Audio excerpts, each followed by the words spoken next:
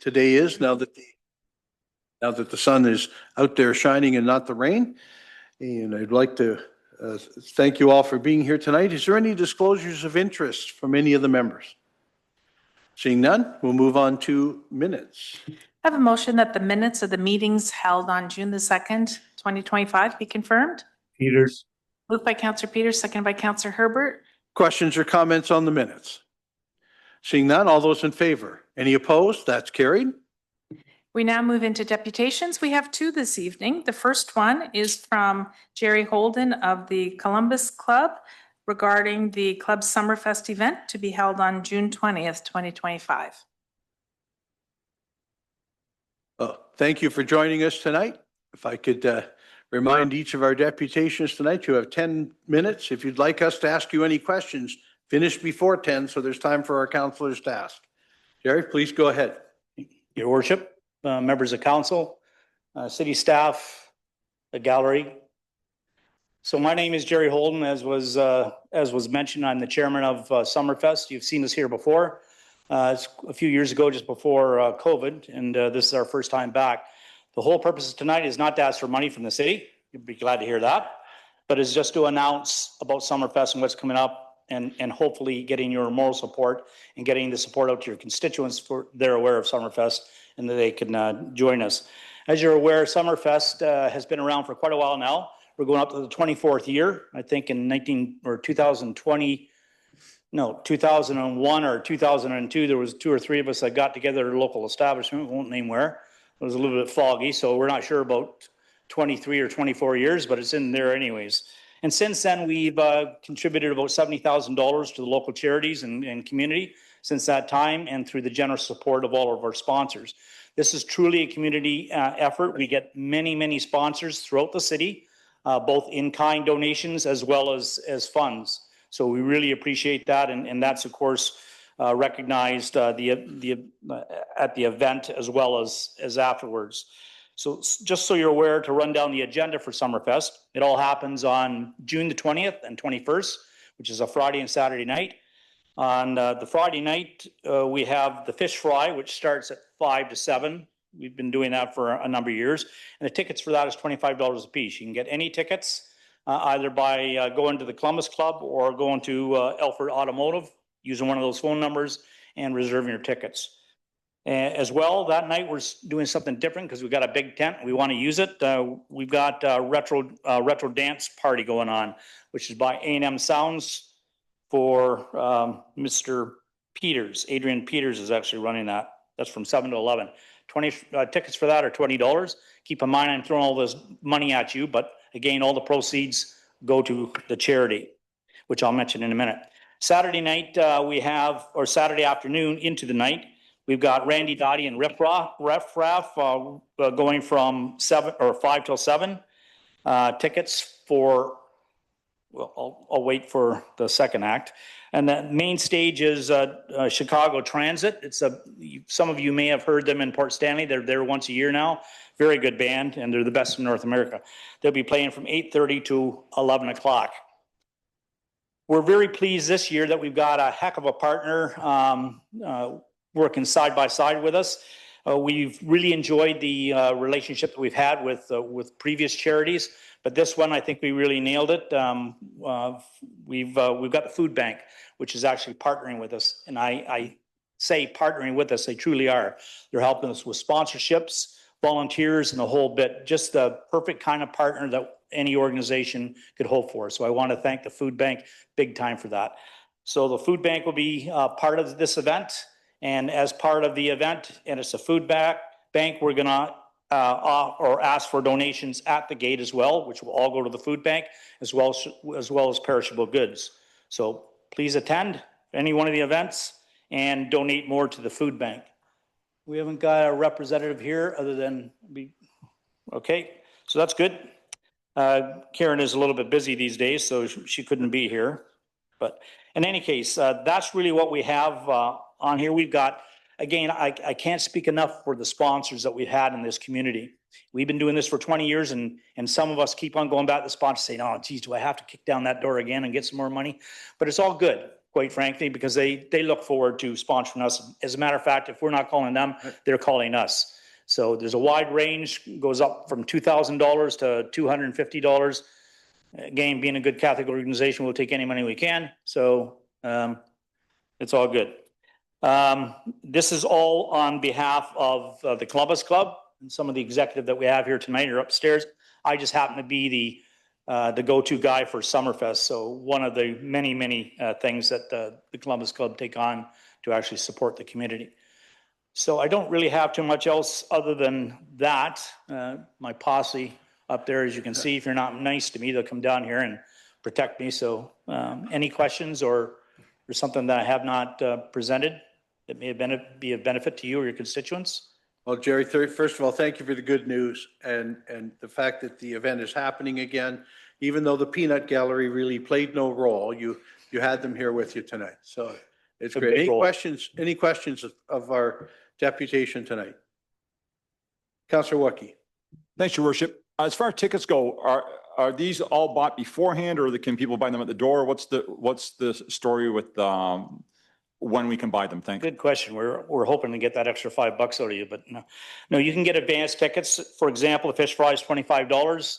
That's at the gate or otherwise. The tickets for the retro dance are $20 in advance, $25 at the gate. But here's the good thing: if you go to the fish fry for a $25 ticket, for $10 you can come in to see the retro dance after that. So just identify that as you come forward. So for the Saturday night, $35 and $40. Again, you come to the gate, you're going to get charged $40. But again, that extra $5 is going to charity, so we make we're not shy in presenting that. By the way, for any of you councillors that or city staff that intend on coming, please let us know in advance.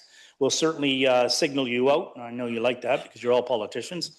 Let the crowd know that our locally elected staff, our councillors are there. So thank you for the question. Thank you. The frugal Councillor Wookey looking for a deal. Okay, good. How many Any tickets other can I sell you? questions?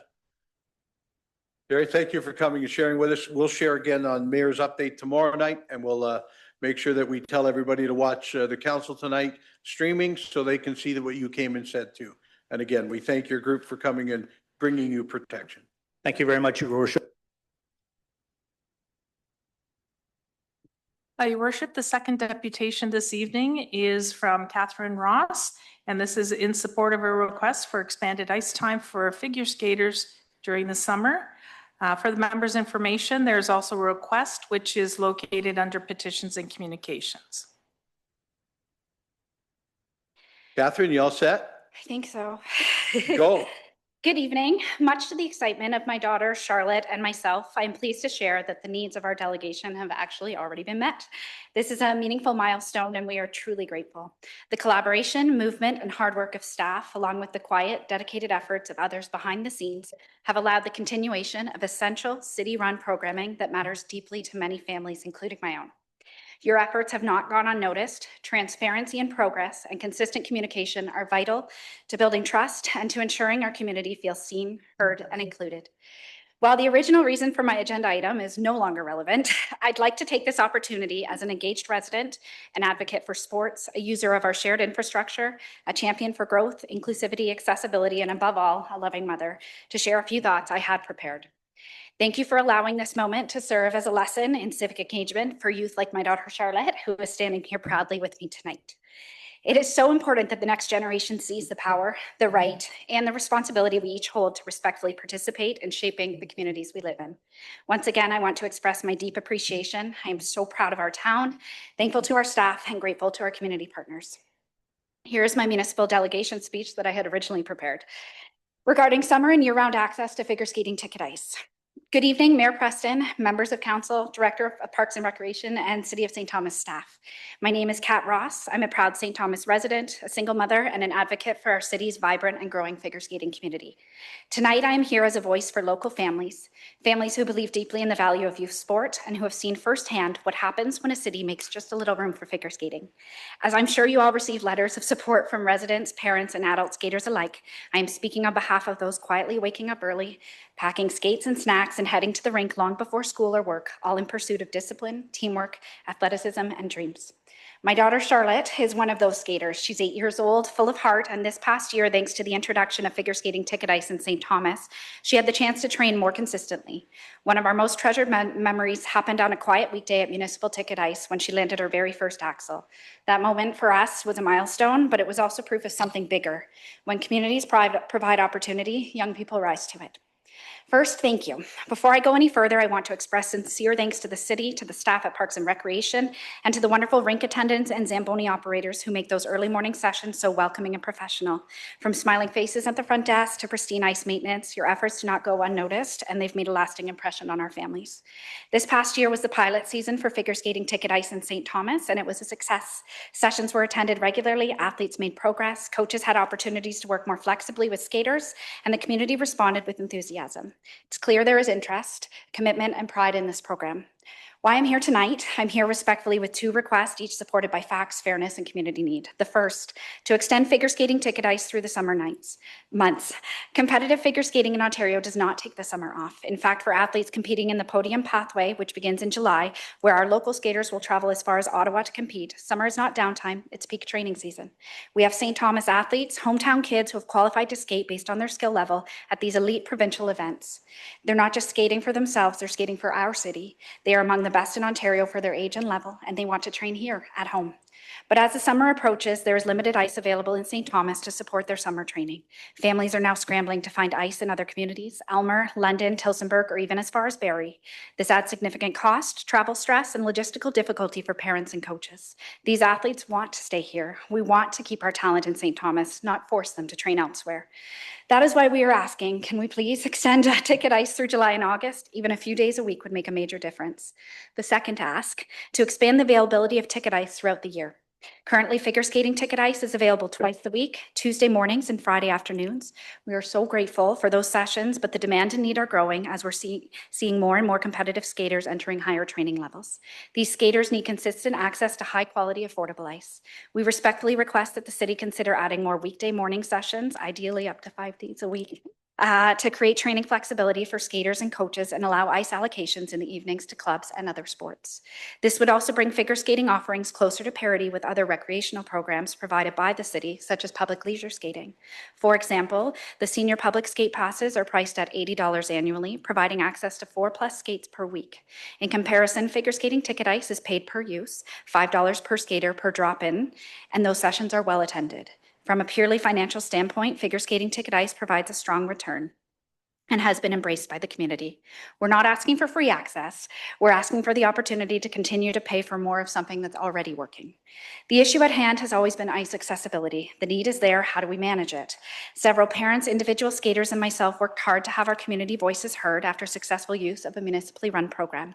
This municipal ice is also home to numerous adult skaters without private club affiliation, a true resource to residents in our community who are still searching for deserved accessibility to a sport and a lifestyle that they love. I would also like to take an opportunity to promise that my family and others will continue to support all clubs and private programming that we do have access to. This is about community supplementation, using the resources and infrastructure that our tax dollars contribute to. The bigger picture, let's collaborate. This is about more than just a few hours of ice. This is about how a city supports its youth across all sports, across all seasons. I would like to request an opportunity to better understand the ice allocation process in St. Thomas. Who decides how much goes to ringette, sledge hockey, hockey to leisure programs to figure skating? I recently learned that our empty pads are utilized by municipal summer camps for dryland space. Are there ways that we could work together on creative scheduling or cost recovery? Could we look at community sponsorships or grants? I want to be clear, I'm not here to take ice away from anyone. All ice sports and all private club programming are critical to this community. We want accessible and affordable figure skating to also have a seat at the table and a fair shot at growth. Why it matters. Without continued and expanded access to ice, we risk losing talented athletes to other cities and clubs, burning out families trying to chase opportunity elsewhere while undermining our own grassroots development programs. Conversely, with sustained and expanded support, St. Thomas could become a destination for figure skaters, amateurs, pros, and touring athletes alike. The reputation is already growing. We've seen professional skaters from Disney on Ice, cruise lines, and European tours that have trained here this year utilizing this ticket ice. They chose St. Thomas. Let's give them a reason to keep choosing it. In closing, St. Thomas is a city of potential. You've already proven that by offering this program. Let's build on that. Let's be a city that supports its youth in all arenas, including the rink. Let's be a city that grows champions, not just in medals, but in confidence, in health, and in community spirit for all levels of recreation.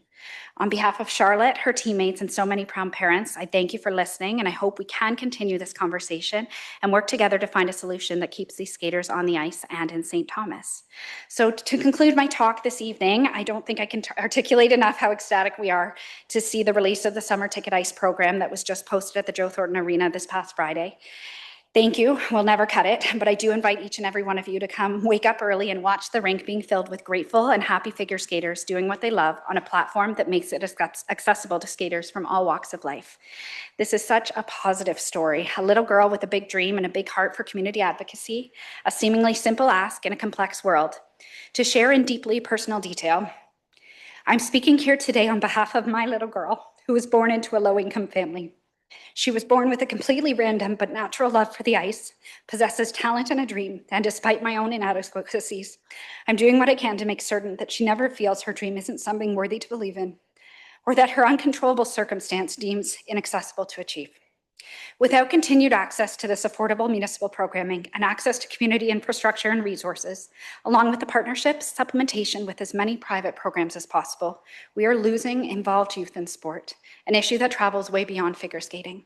All aspiring athletes in ice need to have consistent access to ice all year long. This isn't combat, this is a conversation, bringing light to the issues of ice accessibility for all sports during the summer season and not just in our own municipality. Thank you for allowing a platform for girls in sports and girls rooted in community. Thank you for allowing a platform for all walks of life, including our low-income families struggling to provide their deserving children accessibility to these elitist sports and experiences. I would like to reiterate that we are respectfully speaking here tonight as individuals and St. Thomas residents without affiliation, and we are speaking for what is right and needed for our family from our municipality that we reside in. We are incredibly lucky and grateful to have access to these resources and community partnerships. We are simply here speaking as a quiet voice from the back without a seat at the table. Collaboration is necessary and integral. So once again, I'm here before you tonight, not necessarily with an ask now, but to simply say thank you for extending summer figure skating ticket ice. I believe my daughter would like to say just a few short words of thanks if the timing and the mayor will allow. Hi, my name is Charlotte Ross, and I would like to say thank you for expanding figure skating ice this summer. I hope you believe in me and my dreams, and I'm so happy that I get to keep skating at home. Thank you. you for that. And thank you for wearing a glittery outfit. We almost, other than Councillor Herbert, almost nobody dresses that good. Thank you for coming and speaking with us tonight. Is there any questions from any members of council? That's great. Thank you very much. And we won't make you stay and watch the rest of the really boring meeting. Okay. Yeah. Okay. Thank you.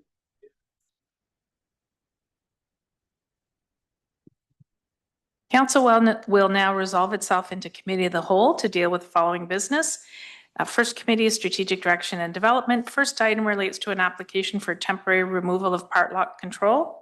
I have a motion that report PD 2825 relating to the application by Doug Terry Limited for temporary removal of part lock control for semi-detached dwellings on lots 7 to 9, 14 to 15, 24 to 25, 28 to 30, and 39 to 40 on Plan 11M271 be received for information, and further that the application by Doug Terry Limited relating to the passing of a bylaw to temporarily remove part lock control for the semi-detached dwellings on those lots be approved, and further council authorize staff to prepare a bylaw pursuant to section 50 sub 7 of the Planning Act, which provides that subsection 50 sub 5 of the Planning Act relating to part lock control does not apply to semi-detached dwellings on lots 7 to 9, 14 to 15, 24 to 25, 28 to 30, and 39 to 40 on Plan 11M271. Moved by Councillor Wookey, second by Councillor Kohler. Questions or comments? Councillor Herbert? Thank you, Worship. I just curious, near the end of the report, it says there's no concern with the request, but they're recommending a bylaw for a 3-year period. What happens after the 3-year period when it expires?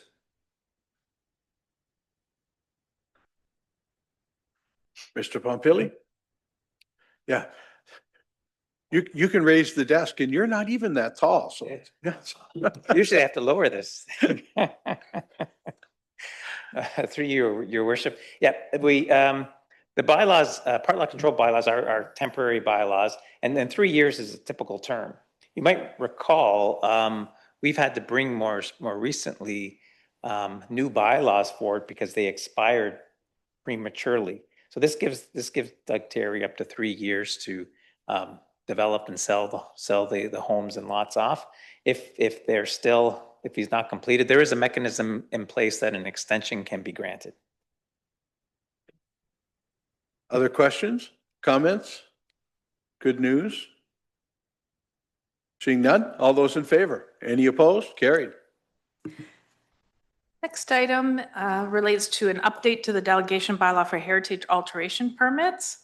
I have a motion that report PD 2625 relating to an update to the delegation bylaw for specified classes of heritage alteration permits be received for information, and further the council approve an amended delegation bylaw as attached to report PD 2625 as supported by the Municipal Heritage Committee for the purposes of adding signage to the classes of alterations outlined in the bylaw that staff are permitted to use heritage alteration permits for.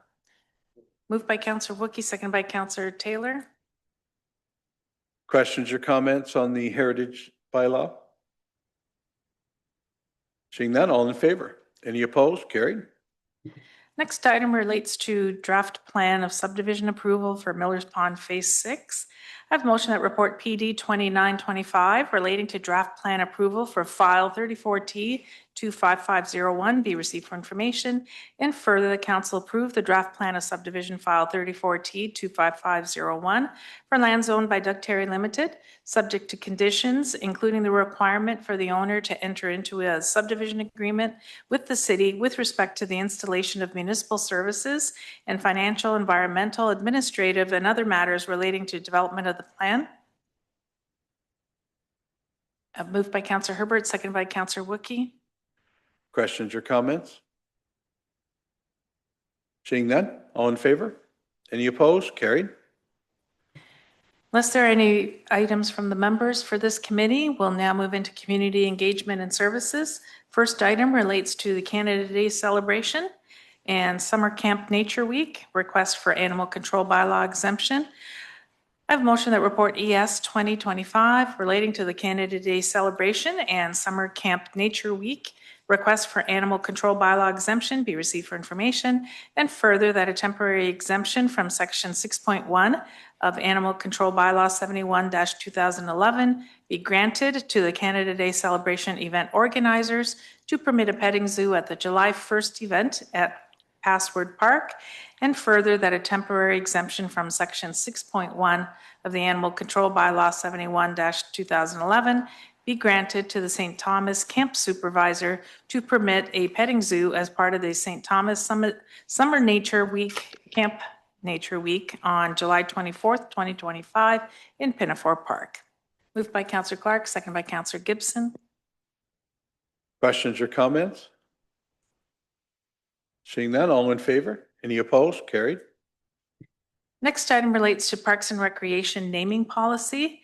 I have a motion that report PRF 2325 relating to the Parks and Recreation naming policy be received for information, and further the council approve the Parks and Recreation naming policy as attached to report PRF 2325. Moved by Councillor Baldwin-Sands, seconded by Councillor Herbert. Questions or comments? Councillor Baldwin-Sands. Thank you. I am very appreciative that this is coming forward. It's something that I've been requesting for a long time, but I do have a few questions of the director, if that's all right. First and foremost, is there a council directive that can override some of this policy moving forward? So for example, if we get an outside circumstance that happens that gives us an opportunity to do something, council can look at this policy and make an adjustment to it so that it can make a square peg fit a round hole in the policy itself? Thank you, Mayor Preston, through you. Certainly, this is a living document, and even through the process itself, before it hits the public consultation stage, council has the right to step in and provide comment and shut it down at that point or make amendments. Go ahead. You also point out the 30-day public consultation period, and I know that we are working better and becoming better at communication out with the public. So is there any possibility we could extend that from 30 to possibly 45 days? Because I think the little bit extra time is for public engagement would be necessary until we get practiced. Absolutely. As noted, this is a draft document. I want to thank Madame Clerk. She read through it today and found a couple things, and I'm appreciative of that. So that's been corrected, and we can amend that as well. Go ahead. Thank you. And also with the living, breathing document that we talked about, you've got the whole area about commemorative benches, and we were talking prior to the meeting starting about Muskoka chairs and how those are becoming more and more prevalent in communities and in parks, et cetera. So is there that allowed to be accommodated in this policy as well? Yes, it is. We do have a process for commemorative benches now. Pinafore Park, for example, is pretty much maxed out for benches. We have, I believe it's 30 meters between benches. We still get requests, but we can always accommodate them in other parks. And I think it would be interesting to have something like Muskoka chairs in areas where they could be controlled. You have more? Go ahead. Thank you. In that realm of the commemorative bench, because we did have requests for a bench in one of our parks, but yet there was no policy for it. And this allowing and directing people to where we have a need for benches, I think is something that the public will embrace and something that they'll hold on to and say, this is something that they can really capture and move forward with. So I really appreciate the depth of this report and the ability for us to have a little bit of tweaking along the way. So thank you. Councillor Herbert.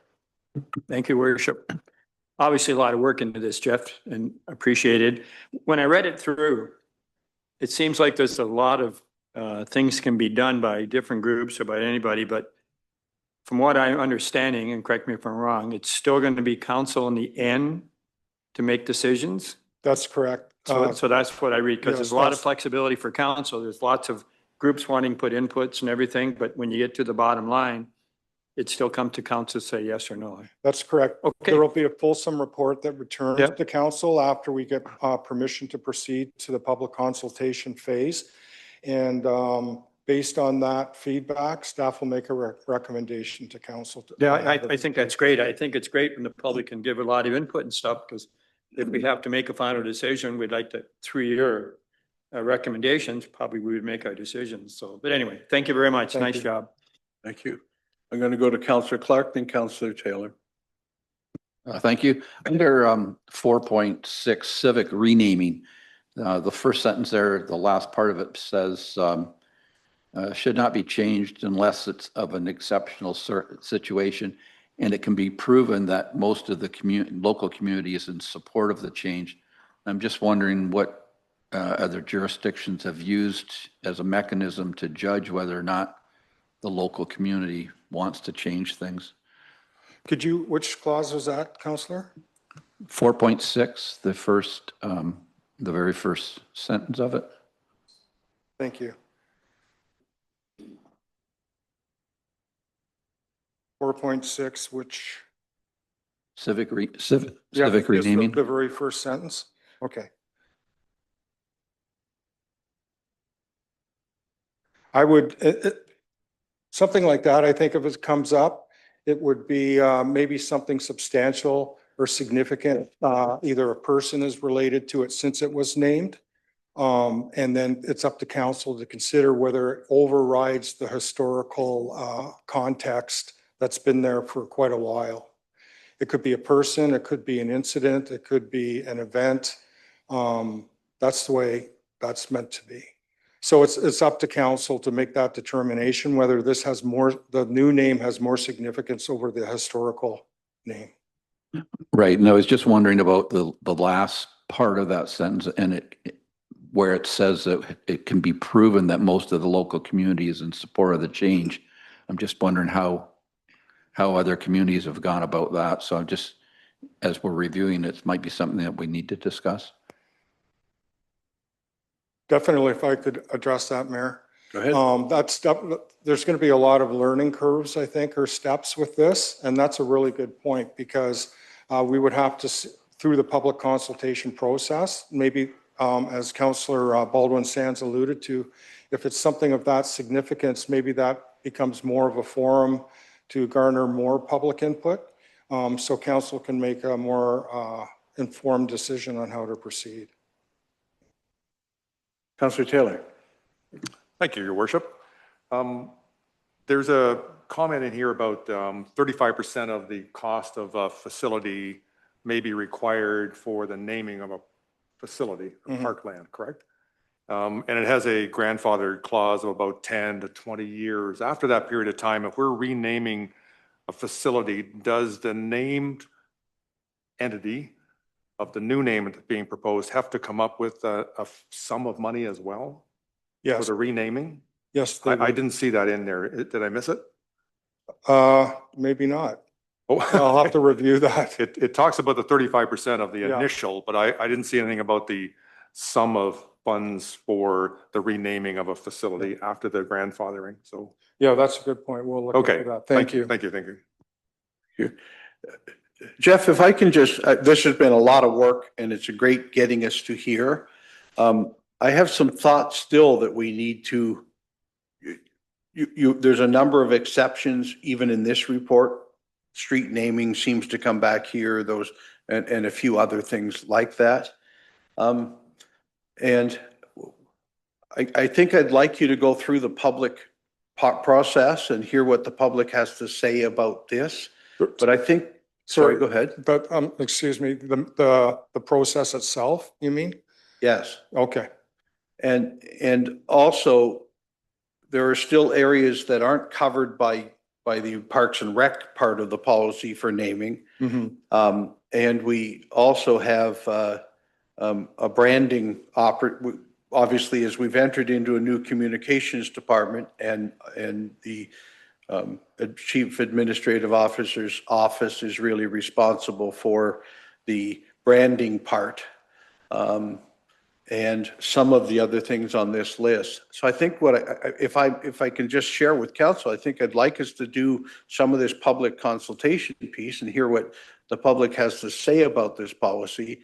But I think I'd feel more comfortable as all one place. Okay. And I know some's going to be at Parks and Recs facilities and some is going to be at other pieces of our community-owned buildings and the like. So I'm kind of hesitant in passing it. I'd like us to gather that information and then decide where will this live? Should we move everything we have to do with naming into Parks and Rec?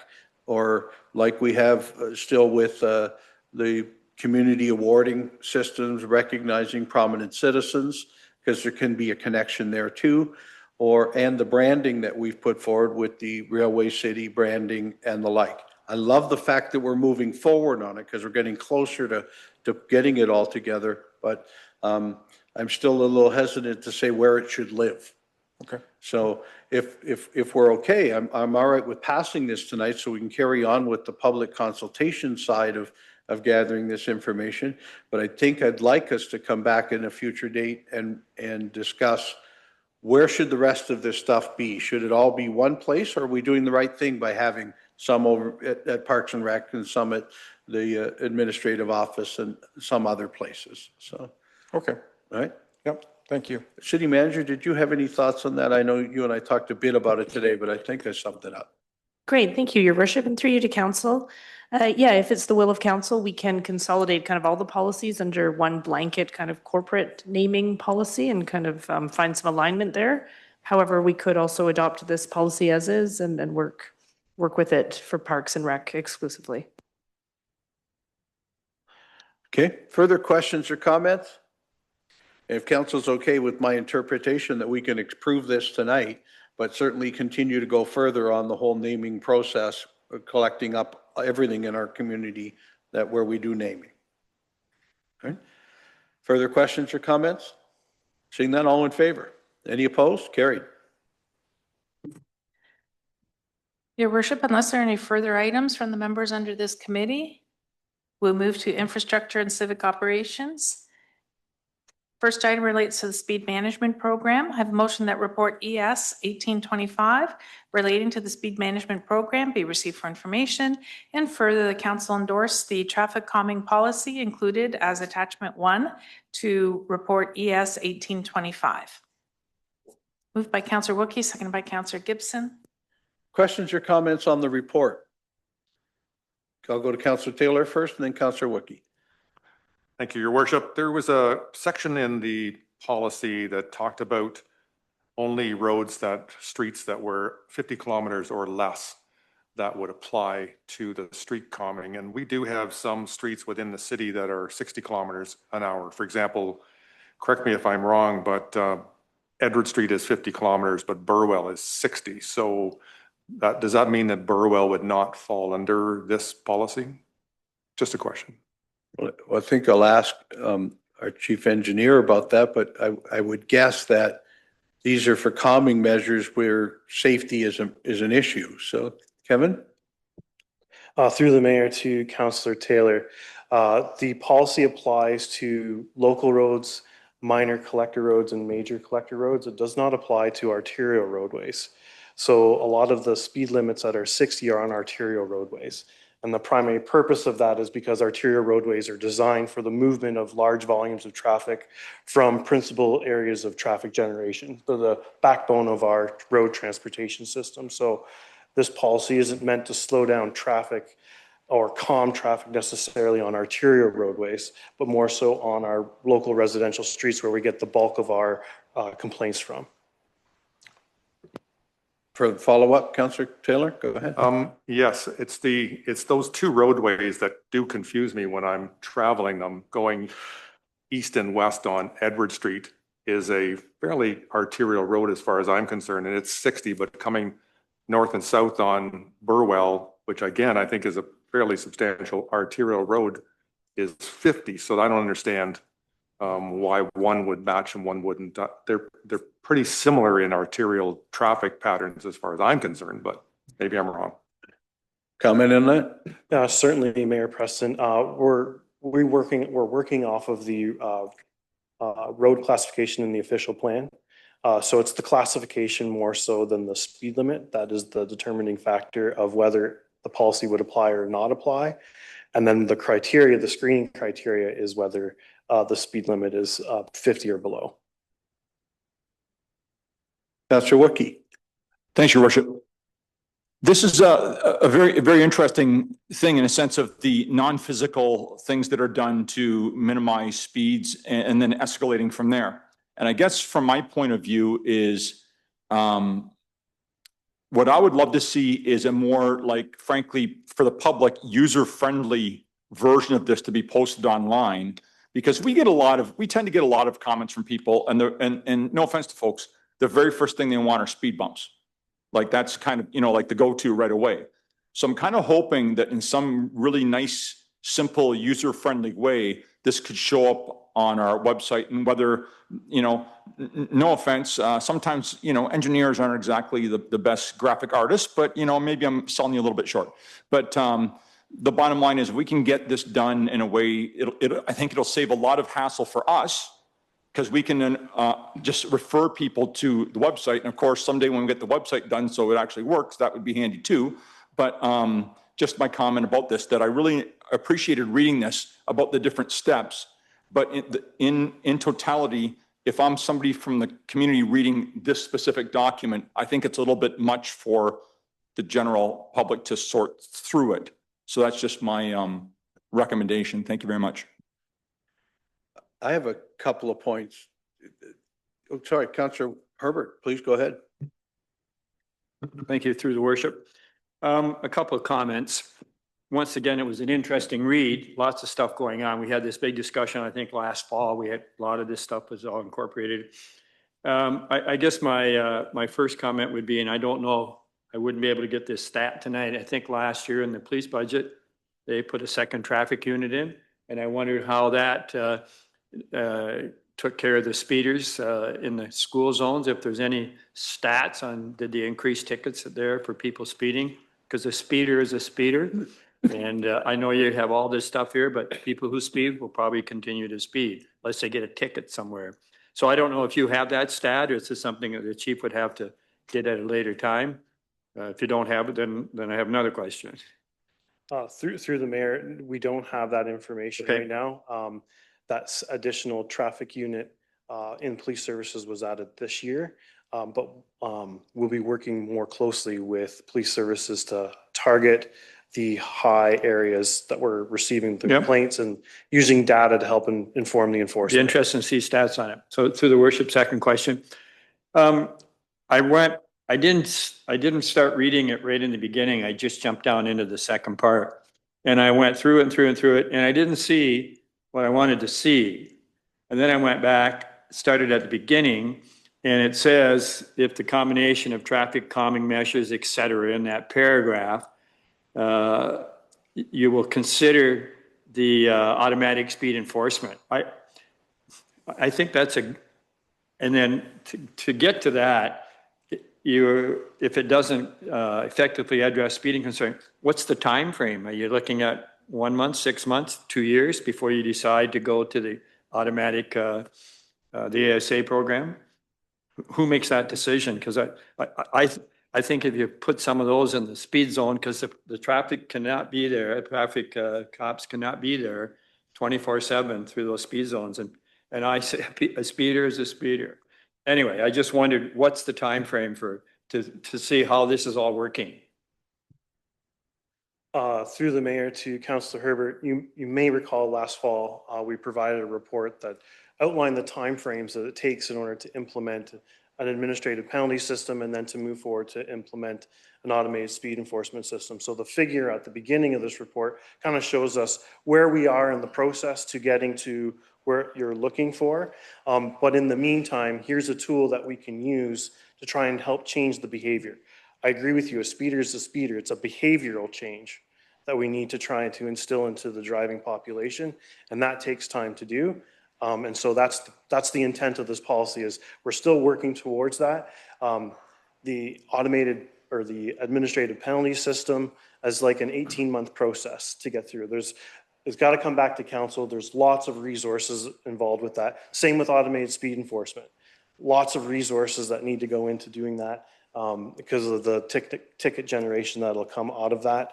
We've got to process that in-house. The court system just isn't going to be able to handle all those appeals. So we're working towards that. We're, I would say, maybe halfway through the process in terms of the overall speed management program for the city. So we're halfway through the program. We've been talking about it since last November. So 7 months later, are we going to wait another 6 months maybe before we decide we need to do this last effort thing? The speed program? Through the mayor to Councillor Herbert, we're taking an evidence-based, data-driven approach. And so when that tips the scale to say, you know what, we do have a speeding issue in our community safety zones, we're going to address them more than just the traffic calming measures we put in place because it's not working. Then we're going to bring that back to council to use that heavy hammer. So that comes through the chief, police department, give you those stats to say, hey, we got problems. Is that who gets it? Or who would else get it if it's not the police department? Through the mayor to Councillor Herbert, both entities are using data. So we're going to be sharing data on terms of traffic. So okay. Thank you. Kevin, first of all, thank you. I know we've been talking a bit about that automated speed enforcement, but we know the hurdles that have to go on to make that happen. So thank you for that. To kind of carry on with Councillor Wookie's question, this has got a lot of steps and actions to it. These are steps and actions that your department will take, not that the public takes, right? And they're not picking from column 1 or column 2. They're saying, I have a speed problem on my road, and you will go out and look and say, we should do 1, we should do 3. Through the mayor to council, the process for the customer is the same. Right. Call into customer service. We've added 2 questions to the triage for them. It'll become an E11 case, and then we'll go, the policy itself is an administrative policy for us as staff to go and implement, but it highlights the touch points that we're going to be making with the public. So the first piece is, does it meet the screening? Yes or no. If it doesn't, we go and connect with them. If it does, we tell them what we're going to do next. We're going to monitor it for a year with, whether we're narrowing the lanes or putting pavement markings in or flexible bollards, we're going to be doing some of those things. If that's not working in a year, the data shows us that it's not working, then we're going to ratchet it up. But before we go and start ratcheting it up, we're going to try it. Make sure that it works. So we've got to fine tune it. Is it working? Isn't it working? Right. Before we go and start spending some money. If we got to spend some money, then we're going to come back to council and say, look, this community or this street is in support of doing this on a permanent basis. Here's the data to suggest that it'll help and work. Then let's go do that. After that, to Councillor Herbert's question, if that still isn't working, then we're going to start using automated speed enforcement. Yeah, I just wanted to kind of follow up that we can tell the public what we're doing from traffic calming or what could happen next, but it isn't their choice. It's their choice that there's speeders happening on their street. They would go through customer service and say, hey, cars are going too fast on my street. Standard practice then would be you would look at it from a traffic calming or what else could happen, and the police would look at it from a extra patrol point of view, and we'd get there. I'm just not trying to make sure that people at home aren't thinking, oh, good, I can pick from some of this stuff and get me some speed bumps or whatever else I might want. That this is still our transportation management team that will come and look at your street if you call and say, I'm having these issues. Correct? Through the mayor, that is correct. The public-facing document is going to be the traffic calming guidelines to help guide new development so that we're not making the same mistakes in new development and perpetuating the same issue. You may recall we had a petition from Miller Pond subdivision that'll be coming back to council very shortly. So we don't make the same mistakes over and over again. So those guidelines and those figures and all those pieces are really to help practitioners in the development piece of it, as well as practitioners in remedial measures. Kevin, I know that I have sent you a couple of emails lately of different people, different streets, too fast, crosswalks needed, or whatever it might be. I take a standard practice now, and in speaking with the councillors on individual issues, I know they're doing the same thing. We're sending people to customer service. And for this purpose, we're still going to send them to customer service if they're having issues on any, and then through there would come to you and or the police. What do we do in the process? I know we go out and look and take a look at that street and say, well, it's doing this, and we can decide whether one-sided parking or two-sided parking, other things that will work on traffic calming. But I know oftentimes it's one person who has an opinion of what should happen on the street. What do we do to verify the neighbors want what that one person wants too? I know more than once we've done something and someone else has called me back and said, what'd the city do that for? Right? Well, one of your neighbors called and wanted it to happen. Do we do a public consultation on a street if that's happening, or is that part of this review? Through the mayor to council, that is part of the process.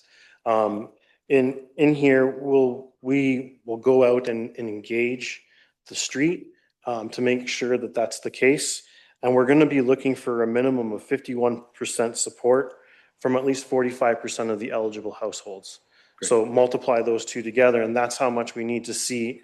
It measures both the survey response rate, so no response is not in support. Right. So we are going to be looking for those things because we don't want to run into that situation where the squeaky wheel is the one that's getting the attention. Councillor Clark, did you have a point? Yeah, 2 actually. One was just one of the supplementary traffic calming measures is the pace car program. And I thought that sounds rather interesting. I don't know if you could comment on its use in any other jurisdictions. And the other one that comes up quite often, and I'm not sure we control it, is the St. Thomas bypass. I'm assuming that the speed and anything to do with that is controlled by the province and not us, because that's one that people have been commenting on. There's been a change down at the east end because of some of the construction and the traffic is lowered and people are complaining, but I tell them that has nothing to do with us. I assume I'm correct. Through the mayor to Councillor Clark, you are. There will likely be some growing pains over the next few years as the Highway 3 twinning project unfolds. But that is being delivered by the MTO, and they are the jurisdiction that regulates that highway. The pace car program is pretty interesting. We thought it was pretty interesting. We saw that in 2 other jurisdictions when we did our jurisdictional scan. We looked at 13 other municipalities. City of Kingston, for example, has that. I think Innisfil as well. Councillor Taylor, did you have another hand? Thank you, Your Worship. Councillor Clark answered my question, but I love of the 25 different ways of calming traffic here, all of them have significant costs, but the pace car is almost a freebie. How many people can we sign up to do a pace car? Sign on the back of your car right today. You have a volunteer, Mr. Engineer, so please use that. That's our cheapest way of making this happen. So thank you for the comprehensive report, Kevin. I know this council asked you, I think about 6 months ago, 7 months ago, can we have your thoughts on what steps would be? This is as comprehensive as it can be, provided we're going through standard customer service approach towards it, and then the reaction. So perfect. Thank you very much. Further questions or comments? Seeing none, all those in favor? Any opposed? Carried. Unless the members have any further items for this committee, we'll now move into corporate governance and administration. First item relates to the Seniors Picnic in the Park Transit. I have a motion that report ES 1925 relating to the Seniors in the Park free transit be received for information, and further the council waive the transit fare for seniors on July 9th, 2025 and authorize the additional bus supply. Moved by Councillor Clark, seconded by Councillor Kohler. Questions or comments? I guess my question is, we do this for a lot of events. Do we ever track what the usage was to find out whether this is of value or not? Oh, look, a new guest speaker. Yeah. To the mayor, we are going to start collecting those numbers this year on all these events. The Seniors Picnic in the Park is a very well attended event each year and very successful. Great. I see us doing it. I just don't know whether it's the value that is asked for or just because we've always done it every year. So that'd be great if we can take a look and say, yeah, that was worthwhile. Or we do free transit for job fairs and other things. And I just don't know if anybody's taken it up. Nobody came back to me and said, hey, thank you for having the free bus. So if we can just do a little tracking so that the mayor can feel more comfortable, I'd feel really good about it. Thanks, man. Go ahead. Sorry, I wasn't pressing the button, but we did track the job fair of the year. It unfortunately wasn't as well attended. There was only about 10 people doing that one, but going forward, we'll keep those stats. Good, I feel better already. Thank you. All those in favor? Any opposed? Carried. Unless the members have any further items under corporate governance and administration, council will now reconvene into regular session. I have a motion that the recommendations, directions, and actions of council and committee of the whole, as recorded in the minutes of this date, be confirmed, ratified, and adopted. Moved by Councillor Baldwin-Sands, seconded by Councillor Gibson. Questions or comments?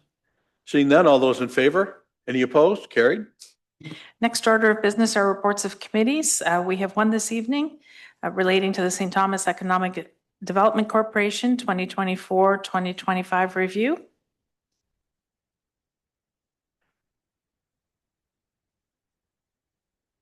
Mr. Dyke, welcome. Thank you. I see you brought Mr. Furneaux with you today too. I did. Thank you. I'm just going to share my screen here. I think that's going to work.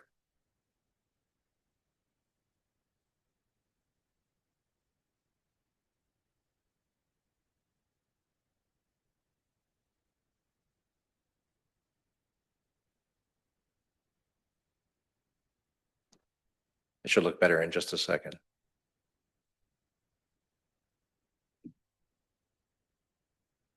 Perfect.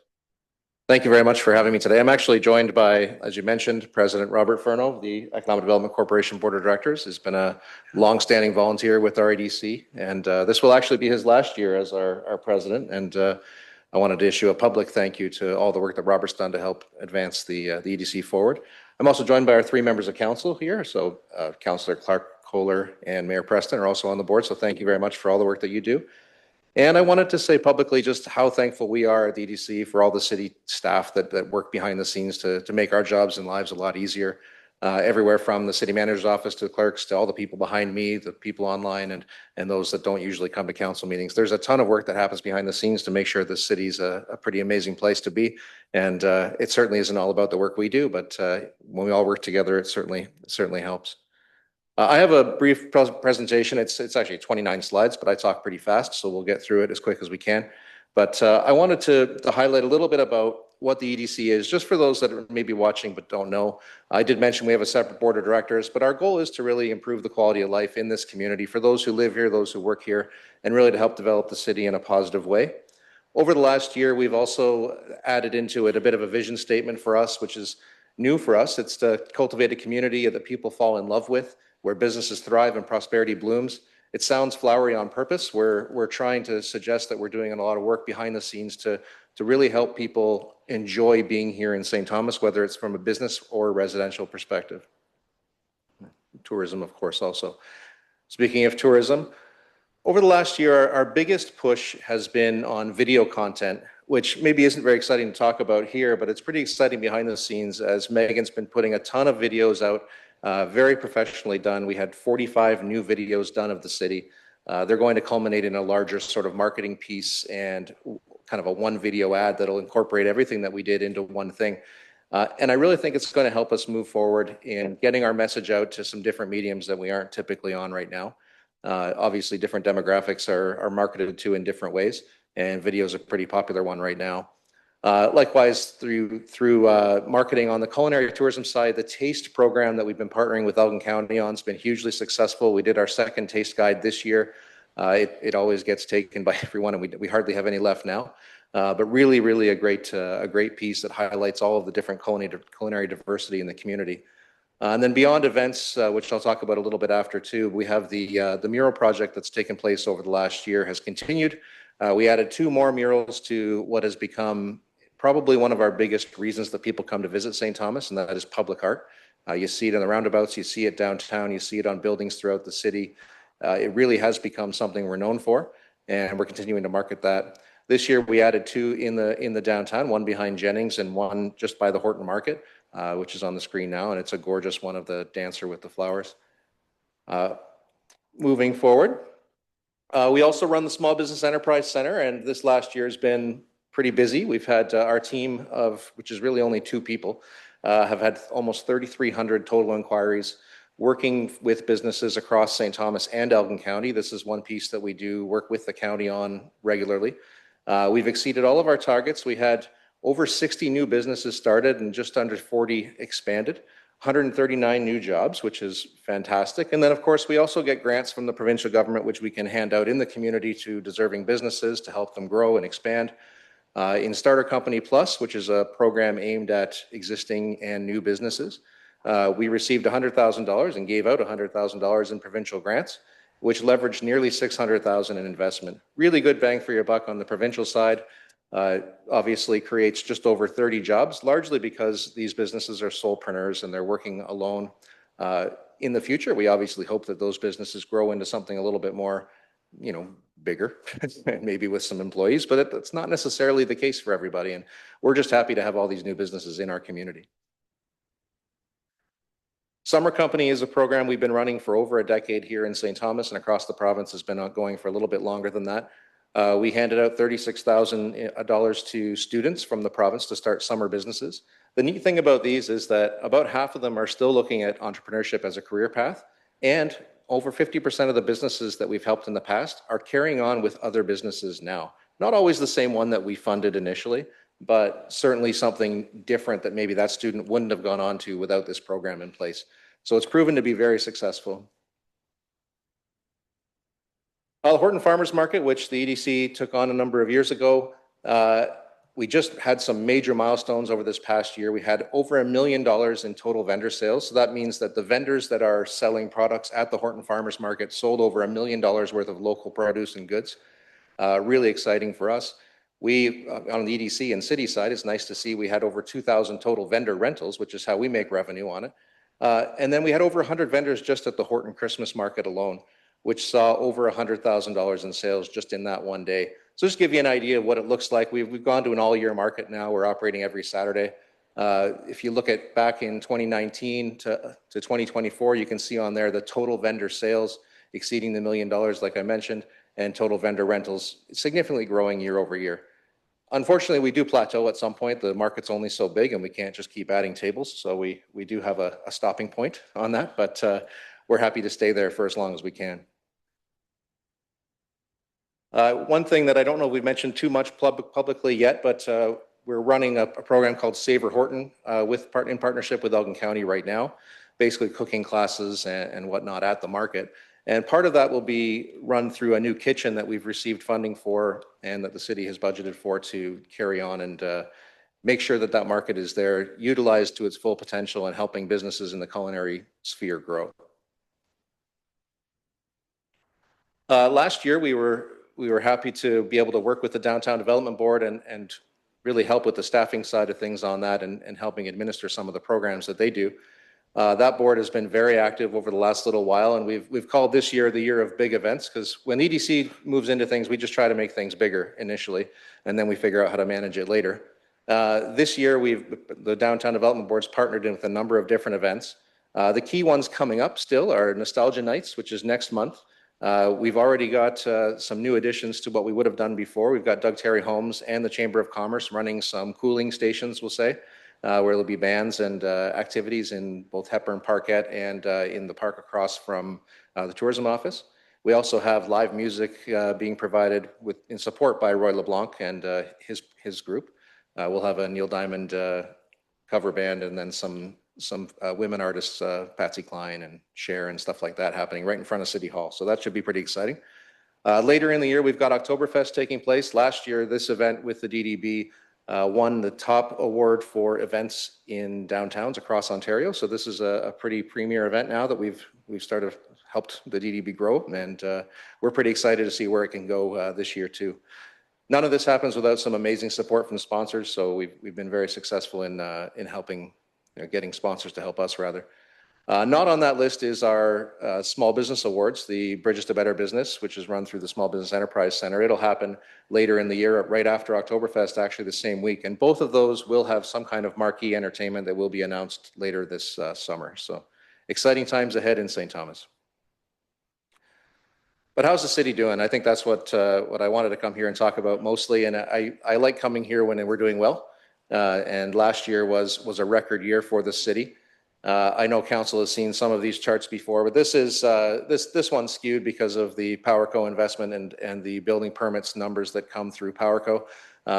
Obviously, we've never seen over $1 billion in building permits in one year. We are anticipating the PowerCo construction to start in the next few months, so it's going to get pretty exciting and busy out there. And these numbers will sort of be proven over the next year or two as that project moves forward. But when we take PowerCo out, you can also see that it was a really good year for St. Thomas, by far breaking any record of construction that we've ever seen in the city, over $250 million in building permits here in St. Thomas, which puts us in line with a lot of other larger centers around us, in some cases exceeding some of those larger centers. So really good growth for the city. I think people have felt it. There's certainly been a lot of construction around, but generally construction is good. It means that in the future things are going to happen and things are going to get better. You can see largely that the breakdown is residential. That's the light blue on that chart. Residential growth in St. Thomas has been significant and continues to be so. What's been neat about this last year is the industrial growth. And you can see that here, that's the PowerCo one. I just like showing the charts that really blow it out of the water. But I think even without PowerCo, it looks pretty impressive. And we've seen some pretty major industrial growth over the last year that I'm not sure everyone's aware of. And when you're driving around the city, you don't always see it. But when you look at what's happened in the industrial area of the city, you've seen Prestran has added on nearly 170,000 square feet to the building at the corner of Burwell and Talbot. Element 5 has, their construction continues to be ongoing. I should probably get a picture where there isn't snow, just so it doesn't depress anybody. But their building's coming along very well. They're almost tripling in size. Maxil is, their building actually looks much nicer than it does in that picture now too. They've got a nice purple and white building going up right on Silver Street. Vicano continues to grow right across Dennis Road and with a variety of different uses in that facility. And the newest one is almost done on the end of that now. And then Amino North America Corporation has basically completed their expansion, and we'll be having a bit of a celebration later in the summer about that. So really exciting times in the industrial sector of the city. All of this is, well, the majority of it is reinvestment by companies that have shown that they care about St. Thomas and they value the work that's done here and the employees that are here. So really exciting there. Just showing building permits just in comparison to this point in time. So end of April is what we have up until when this presentation was done. We don't have May's numbers just yet. But so it looks like we're a little bit behind from last year, year over year. I think a lot of that, and it'll show in the residential stats, is apartment buildings. So we had some very large apartment buildings go in the last year. But you can see if you can go back 2 years, we're triple where we were in 2023. And 2023 was also a pretty good year. So I don't think looking year over year, we should be too depressed about where we're at. It's a really good start for us. And there's still 3 times that to come. So we're in pretty good shape. So again, this is year to date versus actual full years. So if you look back, we're actually at about 2015, 2014 numbers already, and we're still only 4 months in. So again, same thing, but this one actually shows it even further back. If you look at where we're at today to April, the year-to-date one is the one on the far right. That's 2025 to the end of April. All of the rest of the chart there is showing full year numbers. And so about 10 of those years were already surpassed. So I think we can be pretty happy with where we're at in St. Thomas today. So housing starts, 2024 was a good year. It was the second best year we've ever had. We had 601 new housing starts in the community. I say second best because in 2021, we actually had a pretty big year, again, with apartment buildings largely. But last year we saw Alma College Square start to expand even further with a new tower. Highlands, their permit was in, and that's now up, and they're taking tenants. So pretty exciting to see that kind of growth in the city on the apartment side. It's much needed. Definitely the rental market needs to grow. We've seen home builders reinvesting in the community. The middle left side there is Hayho's new office and presentation center. Really nice facility there. But then, of course, there's a neat mix of housing happening across the community, whether it's townhouses or single-family homes or multi-residential. So really good to see the city diversifying a little bit on the residential side and not focusing solely on single-family homes. Unfortunately, what will happen is we do end up shrinking the number of total single-family homes as a result, but I don't think that's necessarily a bad thing, as affordability becomes a bit of a challenge for some people. Year-to-date housing starts, just a comparison. We're only a third of the way through the year, so there's nothing wrong with that. But it's neat to see that we've had over 2,300 housing starts in the last 5 years in a city of just over 40, maybe 45,000 where we're at the start of this year. Maybe we'll be more than that. We'll see when the census comes. So this is to the end of April. Again, we're ahead of 2023, but way behind 24. I don't think that's necessarily a terrible thing. Again, one new apartment building coming in changes that number for the future. So we anticipate seeing lots more development happening in the city, both this year and into the future. And then single family homes is maybe the one spot where we're falling a little bit behind, as I mentioned, but I do think that's largely because of affordability and where interest rates have gone over the years. I do think we'll see lots of single family homes in this community in the future, but right now the focus is on multifamily, townhomes, semis, things like that. So lots of really good positive growth happening still. Amazing growth actually on the semis and towns over the last little while, much different than what we used to see in this community. So we're pleased to see the builders adapting to what the demand is in the community. And we're lucky to have great builders in St. Thomas. So thank you. I know I went through that really fast, but I just wanted to give a bit of a snapshot as to where the city's at. And certainly I'm happy to answer any questions that anyone may have. I'll stop sharing my screen though. Questions for Mr. Dyke? Wow. Sorry. I Thank knew you. I I wanted had to get a look at copy of it. Councillor Can we get a Herbert one more copy? time. Pardon me. Can we get a copy, printed copy from you It's on your A agenda. printed copy? Yeah. with all these stats? Yeah, thank you.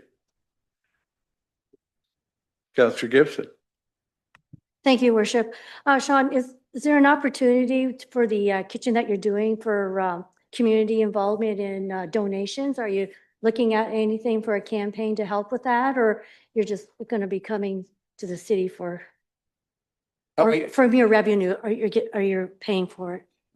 Sure, thank you. We have gone out to the business community and we do have a fair amount of support from local businesses in the community. We haven't gone out to the general public looking for donations or anything like that. We currently have enough funding to make it happen. We have some provincial funding, we have the city capital budget, but we also have a fair amount of both in-kind and cash support from businesses locally. And we do think we'll be able to recoup a lot of the funds that the city's put in through rentals over the next few years that follow. So.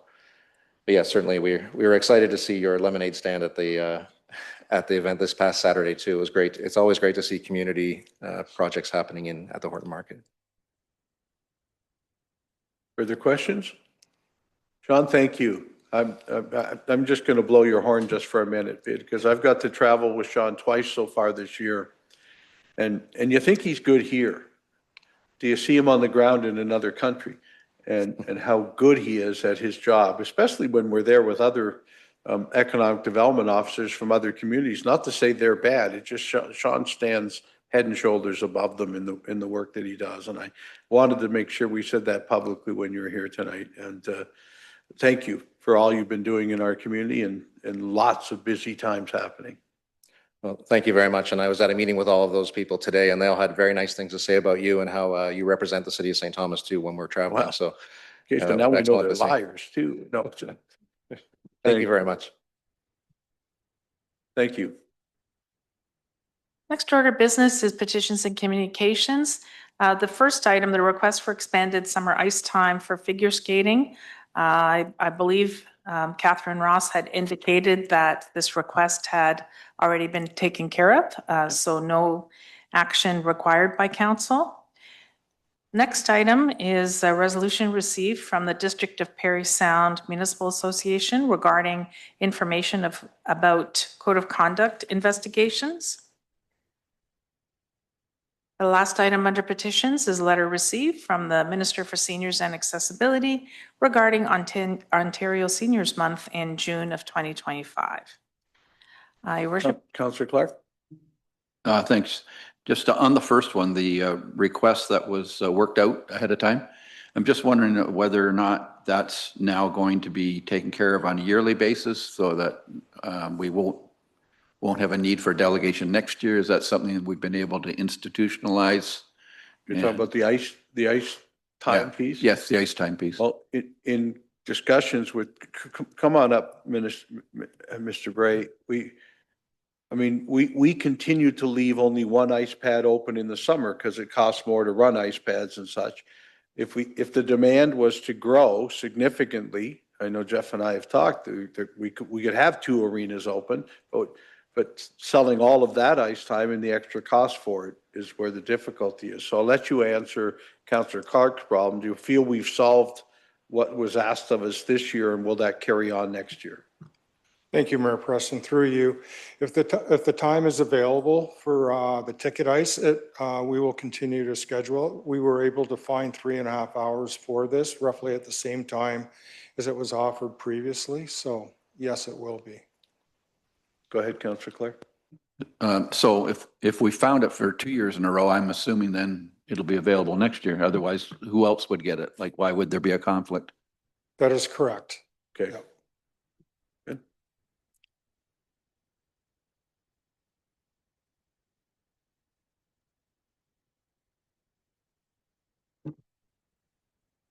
Your worship, unless there are any further items under petitions and communications from the members, we'll now move into unfinished business of council. Councillor Baldwin Sands under unfinished business. Thank you. If I may, I would like to provide an update from last week's 16 visiting med students. Great. The first night was at Dalewood, where you supplied a wonderful buffet of Wendy's. And it was wonderful to watch the med students. Most were from large cities and had never had experiences in smaller communities. And it was wonderful to see a med student catch his first fish, watch them as they went out in the canoe or kayaks for the first time, getting lost and directed in the canoe and needed to be pulled back by a couple of us who were in the kayaks themselves, and watch them have their first s'mores and experience s'mores for the first time. On Tuesday, when we took them to GT's, they marveled at how close GT's was to St. Thomas where they were housed, how close everything was, how beautiful the weather was, how beautiful Port Stanley was. They asked many questions about the ability to sail, the ability to golf. So they were really engaged in what happened on Tuesday down in GT's. On Wednesday, we started a relationship with the Elgin Federation of Agriculture. They put on a wonderful event starting at Misty Glen Creamery, where the students themselves developed a relationship with being able to touch some of the farm animals that were there. They were very excited about that. They watched the milking process. They were able to see what happens at a rural community area. They had some contact with some emergency services. We had two volunteer firefighters that were there that talked at great length about the relationship between rural doctors and the firefighters and all of the emergency services within a rural community. And they also talked about how they too are engaged in the community. And then during dinner, we had a presentation by two of the local rural doctors from the Elmer area who talked about having a lifetime of practice in this area and what it means to them and the quality of life that only a smaller rural and a smaller urban community can provide. So that was great. That was also introduced at this morning's meeting of the Health Recruitment Partnership. I was wondering if the city manager would like to provide any other updates, and you, sir, as well, as a member of the committee. Thank you. I'll defer to the city manager. Great, thank you. Through your worship to council, the Health Recruitment Partnership was very active this morning, adopting a new strategic plan, and there are 2 more physicians that are bringing our yearly total to 9. So that will be coming forward at the next agenda. Very exciting. Just keep adding up, don't we? Perfect. Councillor Clark, did I see your hand? Yes, thank you. We're waiting a report from Valley View on possible expansion of beds and expansion of the day program. I'm just wondering when we might see that on our agenda. Go ahead, city manager. Through your worship to Councillor Clark, that report will be coming on the July 14th meeting along with another report from Valley View. So there's 2 scheduled for that night.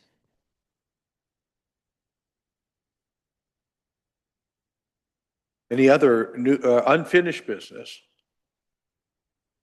Done? Go to new business. We can talk for hours of things that happened last weekend. So.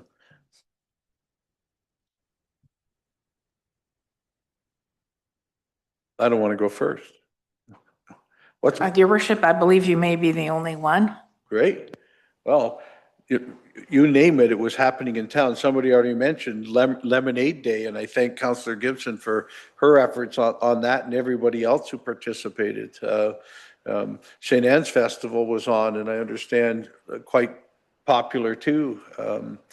An incredible car show at Queso on Sunday. It's 4 hours of over $40 million worth of cars. So you weren't allowed to touch them and nobody let me drive one. No, it's great to see neat new events like this occurring in our community. A couple young volunteers putting that one together. You know, it's a vibrant place. When the summer starts to hit around here, we're out all the time and doing things. So I thank you all for attending all that you can. And of course, we mentioned Horton Market, and every Saturday morning, it's an incredible place to meet your neighbors and buy some vegetables. So it's another great thing to do.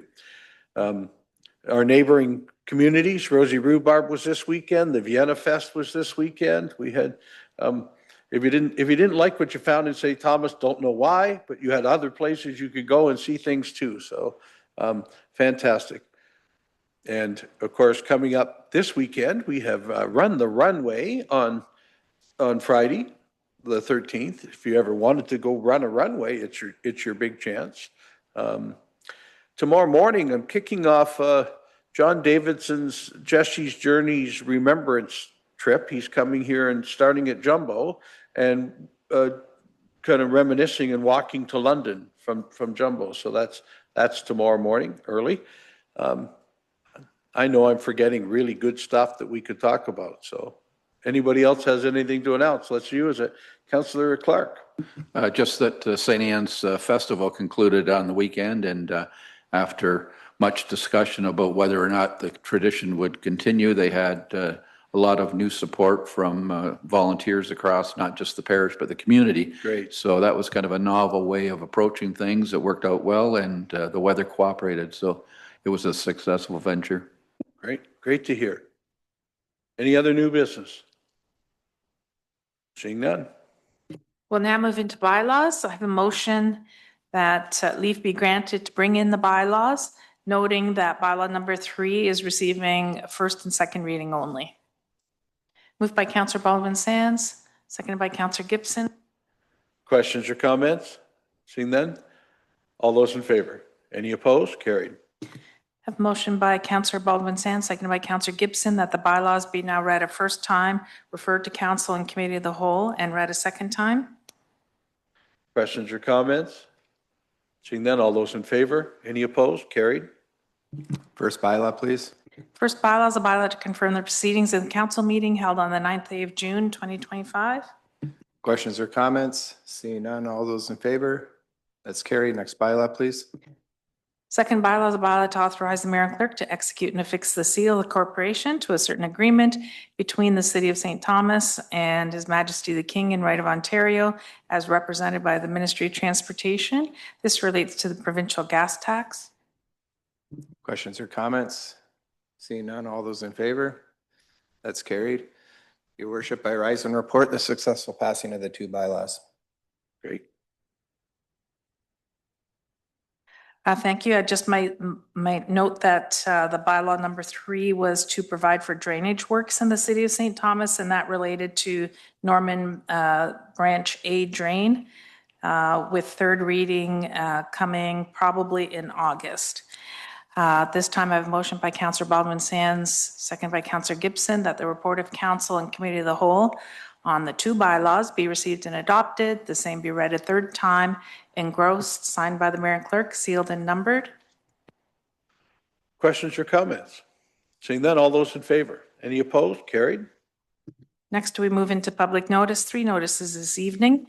The first, that administration intends to introduce a report at the June the 16th 2025 council meeting requesting approval of an unbudgeted operating budget expenditure relating to funding for a new children's services position.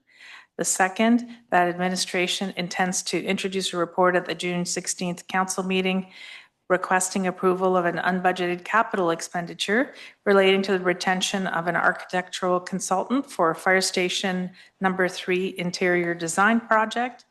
And the third one, that the corporation hereby provides notice of its intention to adopt bylaws to establish the 2025 property tax ratios and property rates at its meeting to be held on Monday, June the 16th at 5 p.m. The council meeting is available to the public in person or on Zoom and can be accessed through the city's website. No notices of motion this evening. There is a need to move into closed session. I have a motion that this meeting be closed to deal with a proposed or pending acquisition of land, an employee negotiations matter, and a personal matter about an identifiable individual. Moved by Councillor Taylor, second by Councillor Baldwin Sands. Well, thank you. Before I call the vote, I'll share that we will be going into closed session from open. We'll only come back to open session to pass what was accomplished in closed session and to adjourn our meeting. So for the folks at home, thank you for joining us. For those that joined us here, thank you for joining us. So all in favor of closed session? Any opposed? Carried. This time I have a motion that council rise from closed session. Moved by Councillor Baldwin-Sands, seconded by Councillor Taylor. Questions or comments? Seeing none, all those in favor? Any opposed? Carried. No further items for open session. I have a motion for adjournment by Councillor Gibson, seconded by Councillor Baldwin-Sands. Questions or comments on adjourning?